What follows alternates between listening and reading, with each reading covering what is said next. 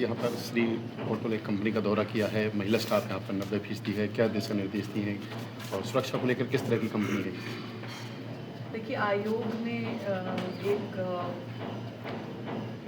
कुछ एक सिस्टम बनाने का तय किया कि महिलाएं जहाँ जहाँ काम करती हैं उनको जाकर विज़िट किया जाए। सबसे ज़्यादा महिलाएं किस तरह की इंडस्ट्री में हैं, इंडस्ट्रियल फॉर्म क्या है, वहाँ उनको सुविधाएं क्या हैं, कमी क्या है, उसको कैसे पूरा किया जाए।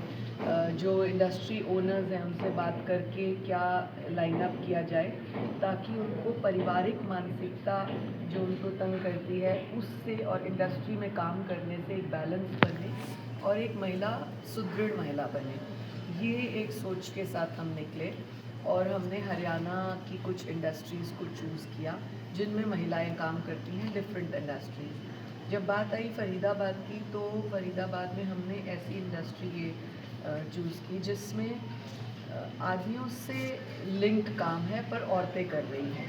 तो जब मुझे ये बात पता लगी कि ऑटो कंपोनेंट्स का एक ऐसा सिस्टम है यहाँ पे, लेकिन 90% विमेन वर्किंग हैं। इस चीज़ को ध्यान में रखते हुए हमने यहाँ आज विजिट बनाई कि देखें कि ऐसी क्या इंडस्ट्री है जिसमें नाम तो जुड़ता है पुरुषों का लेकिन काम करती हैं महिलाएं। तो वाकई मैंने यहाँ आके जब देखा एक बहुत अलग माहौल है, बहुत सिस्टम से, शांति से और बहुत तसल्ली बख्श महिलाएं काम कर रही हैं। मैंने कुछ महिलाओं से पूछा कि वो उनको कैसा लगा यहाँ, कब ज्वाइन किया, तब से अब तक यहाँ पर क्यों हो। तो बहुत अच्छा उनके रिप्लाईज थे कि डिसिप्लिन बहुत है, सीनियर्स बहुत कोऑपरेटिव हैं, कोई बात समझ नहीं आती तो वो बताते हैं, डांटते नहीं हैं। ये बहुत सी चीज़ें हैं जो हमें पता लगी, ये बहुत अच्छी थी। और मैं समझती हूँ देश में अगर महिलाओं को कहीं सपोर्ट करना है तो अपनी इंडस्ट्री फॉर्म में अगर हम सपोर्ट करते हैं तो उसको एक बैलेंस्ड रास्ता ज़िंदगी का दिखता है। कमेटी बनाने के निर्देश दिए हैं, यहाँ पर कमेटी होगी।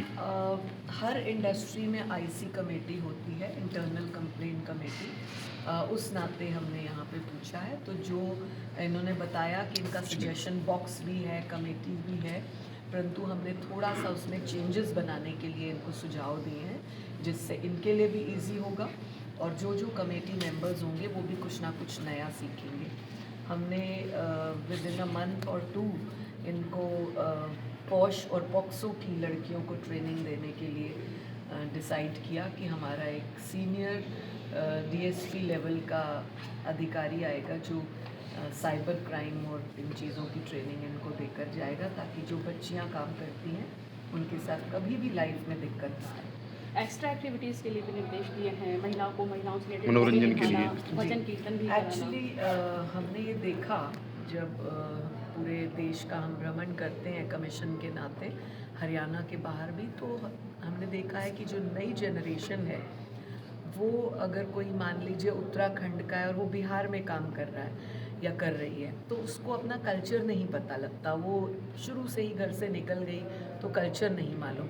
तो उस नाते कमीशन ने ये तय किया कि जिस जगह पर जहाँ पर जो काम करता है, सपोज़ हरियाणा फरीदाबाद, तो हरियाणवी कल्चर, हरियाणा का कल्चर उनको याद रहे, उनका आगे बढ़ता रहे। इस नाते साल में 1 बार, 2 बार या 3 बार, जितना पॉसिबल हो सके, कम से कम 2 बार कोई ऐसी कल्चरल एक्टिविटी करें जिसमें उनको ये पता लगे कि हमारे भारत के संस्कार क्या हैं, भारत का कल्चर क्या है।